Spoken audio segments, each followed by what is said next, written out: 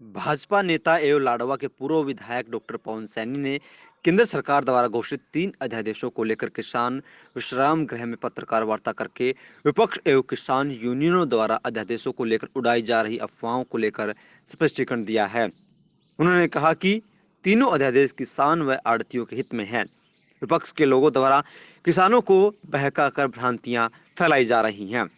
उन्होंने कहा कि अटकलों पर विराम लगाने के लिए किसान व आड़तियों को जागृत करने के उद्देश्य से प्रदेशाध्यक्ष ओम प्रकाश धनखड़ की अगुवाई में कमेटी का गठन किया गया है, जो कि तीनों अध्यादेशों को लेकर किसान व आड़तियों को विस्तार से बताकर उन्हें जागरूक करने का कार्य करेंगी। उन्होंने कहा कि कृषि उपज वाणिज्य और व्यापार आवश्यक वस्तु अध्यादेश किसानों को उनकी फसल देश में किसी भी व्यक्ति या संस्था को एमएसपी रेट पर उनकी फसल को बेचने की इजाज़त देता है।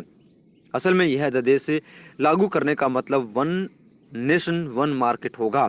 किसान अपनी फसल खेत में या व्यापारिक प्लेटफार्म पर देश के किसी भी कोने में बेच सकते हैं। इसके लिए कोई अलग से लाइसेंस व फीस किसानों को नहीं देनी पड़ेगी। अध्यादेश 2 के अनुसार अनुबंध आधार पर किसान को कोई नुकसान नहीं होगा, बल्कि उसके लिए खरीद कंपनी जिम्मेदार रहेगी। व्यापारी व कंपनी को फसल की अदायगी 3 दिन में अदा करनी होगी। उन्होंने कहा कि अध्यादेशों को लेकर किसान यूनियनों के माध्यम से कई प्रकार की भ्रांतियां फैलाई जा रही हैं। यहाँ तक कि 15 अगस्त को काला दिवस तक मनाने की अफवाहें फैल रही हैं। उन्होंने कहा कि देश को आज़ाद करवाने के लिए कितने बलिदान दिए गए, माताओं की गोद सुनी हुई, बहनों की कलाई छिन गई और आज उसी देश में स्वतंत्रता दिवस को काला दिवस मनाने की बातें कहकर माताओं, बहनों व शहीदों का अपमान करने का काम किया जा रहा है, जिसकी वे कड़े शब्दों में निंदा करते हैं। उन्होंने कहा कि अध्यादेशों से किसानों को फायदा तो होगा ही, इसके अलावा आड़तियों के लिए भी उन्नति के कई रास्ते खुल जाएंगे। पीवा से संजय वर्मा की रिपोर्ट।